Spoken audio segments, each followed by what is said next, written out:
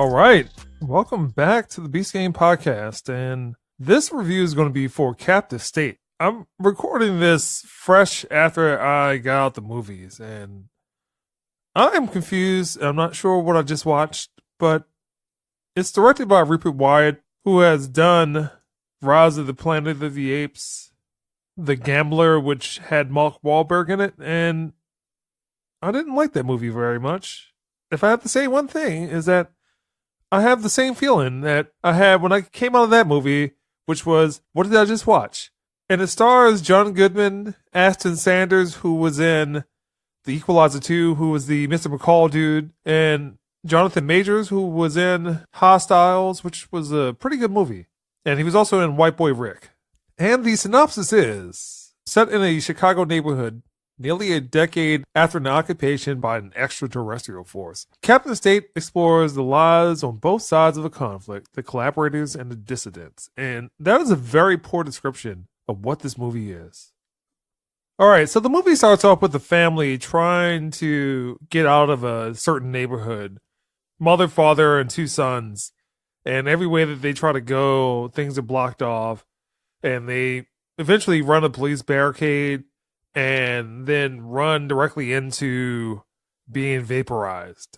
And after that, what you have is just some opening credits and just clips of certain things, military people trying to fight back. They're just being chaos in the streets. A whole bunch of video clips of it trying to explain what has happened. So aliens have come to Earth and they have essentially won. They have taken over.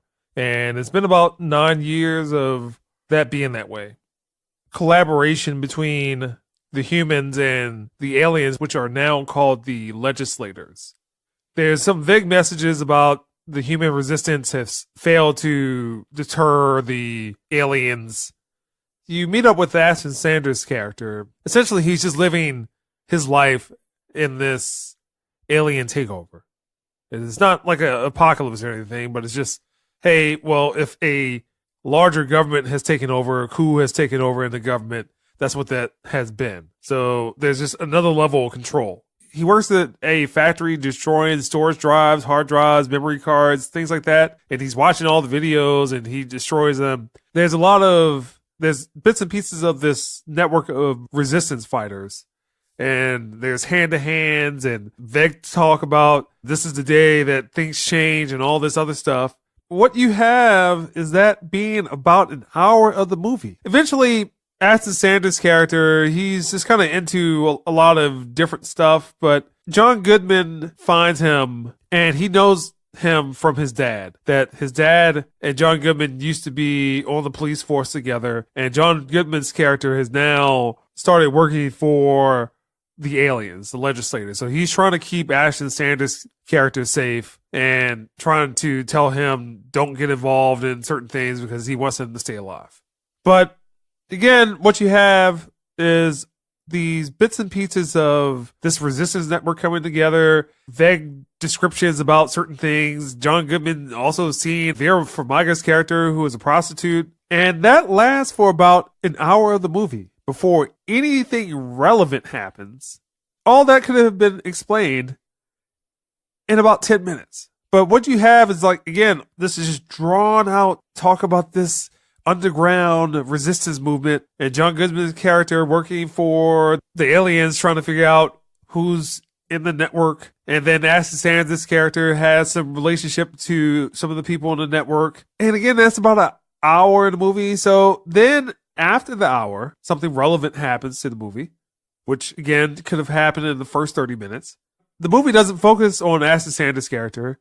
Kind of focuses on all this bits and pieces of non-dialogue, clips of people trying to be a part of this resistance network. And then when something happens, the aliens have to come in and take over. Then the movie ends. Maybe the last 3 minutes. The last 3 minutes of this hour and maybe 45 minutes, hour and 50-minute movie is the explanation of what I just saw, which was, why did it take so long just to get to this point? The movie just really by itself is very low budget. This takes place in Chicago, so it's just a lot of scenes of neighborhoods, a lot of scenes of alleys, and again, a lot of it takes place Just like, hey, well, we're trying to track this person down.